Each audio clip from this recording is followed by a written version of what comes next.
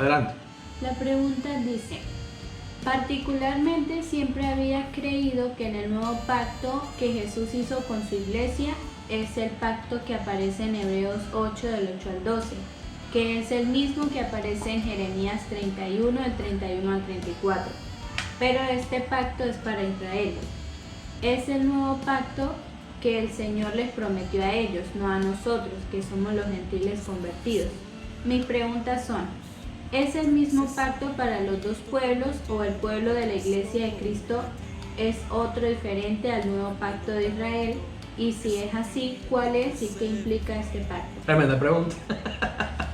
Tremenda preguntota. Bueno, estás citándome, para resumirla, ¿cuál es el nuevo pacto para la iglesia? Ese es el resumen de todo lo que has dicho. ¿Cuál es el nuevo pacto para la iglesia?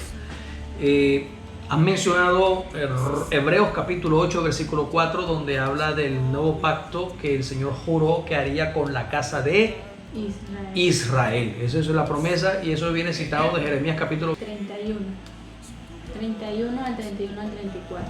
Vamos a leer Jeremías 31, por favor, del 31 al 34. Y entonces miramos a Hebreos, vamos a colocarnos de frente a la Biblia y miramos a Hebreos a ver qué dice.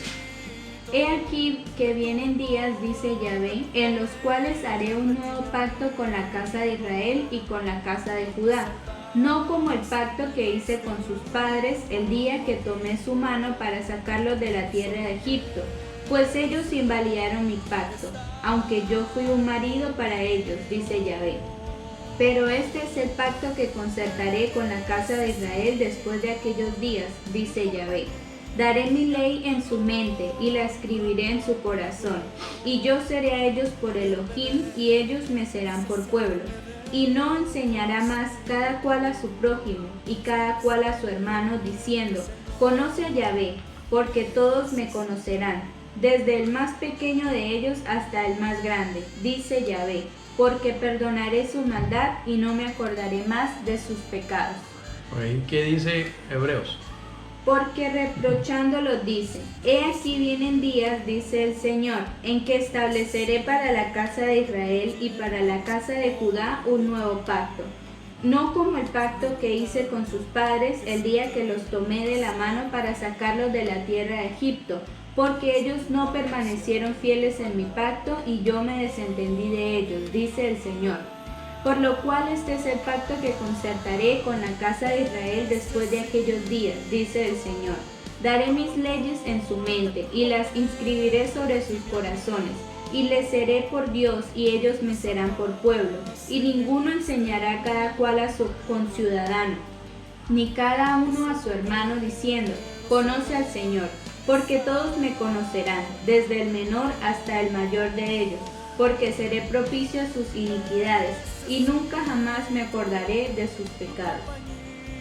Ok, entonces este nuevo pacto que aparece aquí, o este pacto que aparece relatado en Jeremías y en Hebreos, hace referencia directa al nuevo pacto que Dios prometió hacer con la casa de Israel. Por consiguiente, en esa literalidad, todos los gentiles están excluidos de ese nuevo pacto, porque es un pacto exclusivo con la casa de Israel. Sin embargo, los apóstoles enseñaron lo siguiente, y es que tenemos un nuevo pacto como gentiles, tenemos un nuevo pacto en su sangre. Ese nuevo pacto aparece relatado lógicamente en la cena señorial o en la última cena que se celebró allá en Lucas capítulo 22, o que aparece relatado también y explicado al detalle en 1 Corintios capítulo 11 versículo 23 en adelante. El nuevo pacto que se hace con la humanidad gentil es un pacto que se hace en la sangre de Cristo. Y ese pacto, dice la Escritura, me da un acceso directo a la presencia viva de Dios. Jesús dijo que Él es el camino y la verdad y la vida, y nadie viene al Padre sino por mí, dijo el Señor Jesús. Eso está en Juan capítulo 14, versículo 6. Pero, y aquí viene la parte interesante, no hay que desechar lo que dice Jeremías y no podemos desechar lo que dice Hebreos con relación a la iglesia. ¿Por qué? Porque nosotros fuimos injertados en la vid. Es decir, nos metieron en el paquete y nos hicieron partícipes de las promesas dadas por Dios hacia Abraham y hacia Israel. Entonces tenemos en Gálatas, usted puede leer por favor en Gálatas en el capítulo 3, Gálatas capítulo 3, creo que el versículo 27, 28 o 29, no recuerdo exactamente el versículo. Gálatas capítulo 3 habla de que nosotros somos hijos de Abraham por Cristo, por la fe en Cristo Jesús. ¿Qué promesas le hizo Dios a Abraham y qué promesas le hizo Dios exclusivamente para él? Porque todo viene por gracia, por la gracia que Abraham alcanzó delante del Señor. ¿Qué dice Gálatas, por favor? Versículo 29. Y Sí. si vosotros sois de Cristo, entonces sois descendencia de Abraham, herederos según la promesa. Entonces hay promesas de herencia que Dios dio a Abraham, y esa herencia y esa promesa se la dio a él y a su simiente, es decir, a Cristo Jesús. Pero todo está incluido en el pacto original que Dios hizo con Abraham. En ese pacto está metida la ley. La ley hace parte de las promesas que Dios le dio a Abraham. Pero ese pacto es exclusivo para su descendencia terrenal, para la descendencia que es por la sangre y por la carne, las 12 tribus de Israel y su descendencia. Pero hay otro pueblo, hay otro conglomerado que no es como las arenas del mar, sino es como las estrellas del firmamento. Y esta descendencia celestial solamente hace parte de las promesas de Abraham a través de la fe en Cristo Jesús. Note que es como si se abrieran en dos vertientes, una para lo natural, para la tierra, la cual es Israel, y la otra para lo espiritual o lo celestial, la cual es la iglesia de Cristo. Hay dos pueblos que están virtualmente separados en las promesas. Hay unas promesas para este y otras promesas para este, para el terrenal y para el celestial. ¿El celestial cuál es? Todos aquellos que no somos judíos de sangre ni de carne, pero que hemos venido a ser parte de las promesas y de las herencias dadas a Abraham por Cristo Jesús. En Cristo Jesús está nuestra fe y está nuestra esperanza. Por lo tanto, cuando el Señor determinó hacer un nuevo pacto con la descendencia terrenal, este pacto que decide hacer con la descendencia terrenal, lo quiere hacer el Señor porque el primer pacto que había hecho fue insuficiente, fue imperfecto y necesitaba ser mejorado. Pero la apertura de ese pacto se hizo en el momento que se lo brinda por gracia a una descendencia que no hacía parte de ese pueblo.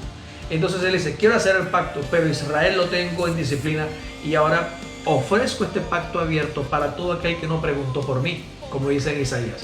Y me le revelaré un pueblo que no preguntó por mí y que no sabía nada de mí, a él me le revelaré. Ese pueblo somos tú y yo.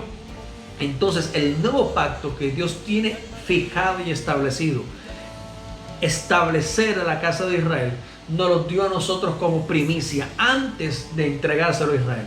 Y entonces en ese lapso, en este tiempo de la gracia, ese nuevo pacto que aparece relatado en Hebreos capítulo 8 versículo 4, es el que Él nos ha ofrecido a nosotros como una primicia, y por eso entramos allí por la fe en Cristo Jesús. Número 2, una de las promesas maravillosas de ese nuevo pacto era que Abraham alcanzaría una ciudadanía celestial, y eso lo dice Hebreos capítulo 11 versículo 6 en adelante.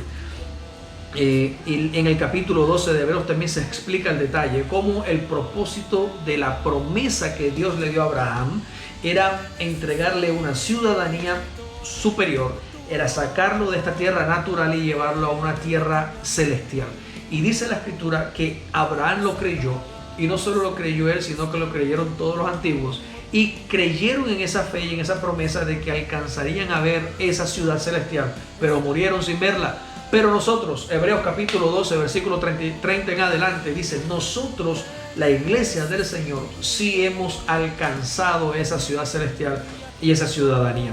Y eso solamente se da porque somos parte del nuevo pacto. En conclusión, el nuevo pacto es este que aparece, es para la iglesia, pero todavía no se ha celebrado para Israel.